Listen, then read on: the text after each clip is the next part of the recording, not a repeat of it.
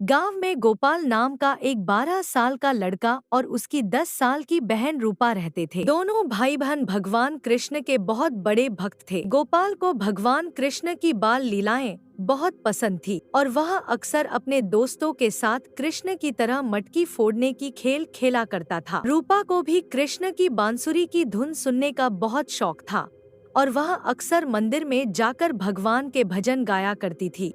जन्माष्टमी के इस विशेष पर्व के लिए गोपाल और रूपा ने भी अपने घर में तैयारियां शुरू कर दी थी।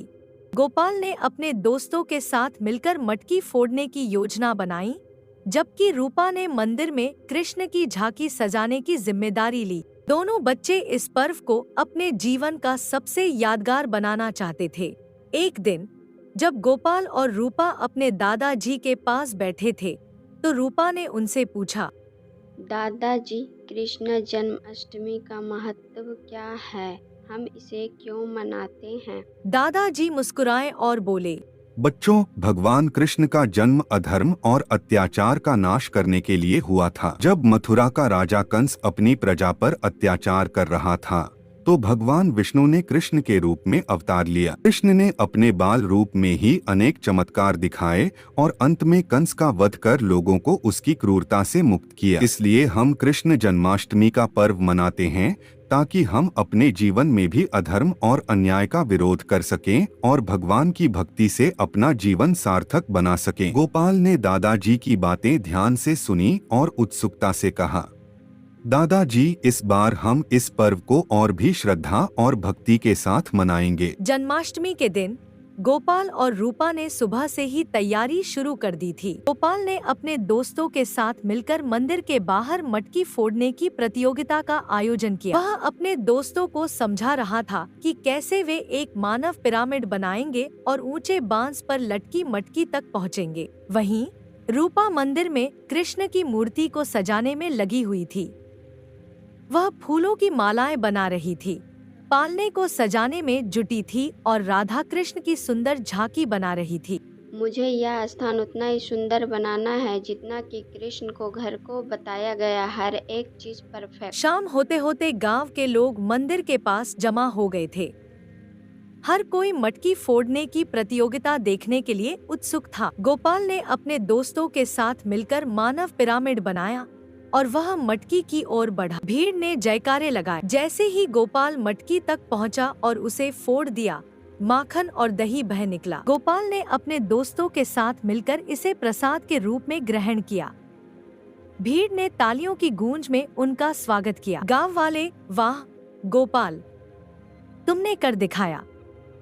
कृष्ण जन्म की घड़ी, आधी रात होने वाली थी और सभी लोग कृष्ण के जन्म का इंतजार कर रहे थे। मंदिर में कीर्तन शुरू हो चुका था और लोग भक्ति में नाच गाकर अपनी खुशी व्यक्त कर रहे थे। रूपा ने भगवान कृष्ण की मूर्ति के पास खड़े होकर आरती की तैयारी कर ली थी। रात के 12 बजते ही मंदिर में घंटों की आवाज गूंज उठी। सबने मिलकर भगवान कृष्ण की आरती उतारी और उनके जन्म की खुशी में गीत गाए। मंदिर की आभा दिव्य प्रकाश से भर गई थी और सभी भक्तिमय वातावरण में खो गए। यह क्षण कितना अद्भुत है। मैं सच में भगवान कृष्ण की उपस्थिति महसूस कर सकती हूँ। आरती के बाद जब सब लोग भगवान के प्रसाद ग्रहण कर रहे थे, तभी अचानक एक चमत्कारिक घटना घटी। मंदिर में रखी कृष्ण की मूर्ति से एक तेज रोशनी निकलने लगी। गोपाल और रूपा यह देखकर चकित रह गए। गोपाल, देखो रूपा, मूर्ति से रोशनी निकल रही है। ऐसा लग रहा है जैसे कि भगवान कृष्ण स्वयं हमें आशीर्वाद दे रहे हों। गांव के पुजारी ने इस दिव्य रोशनी को देखकर लोगों से कहा, यह भगवान का संकेत है कि उन्होंने हमारी भक्ति से प्रसन्न होकर हमें दर्शन दिए हैं। हमें इस पर्व को और भी श्रद्धा से मनाना चाहिए और भगवान के मार्ग पर चलने का संकल्प लेना चाहिए। अगले दिन जब गांव के लोग मंदिर में इकट्ठा हुए, तो सभी ने भगवान कृष्ण के इस दिव्य अनुभव को याद किया। गोपाल और रूपा के माता पिता ने गर्व से अपने बच्चों की ओर देखा। माँ, हमारे बच्चों की भक्ति ने भगवान को प्रसन्न कर दिया है। तुम दोनों पर गर्व है। गांव के लोग भी गोपाल और रूपा की भक्ति से प्रभावित हुए और उन्होंने निश्चय किया कि वे भी भगवान कृष्ण के मार्ग पर चलेंगे। गांव के बुजुर्ग ने सभा को संबोधित किया।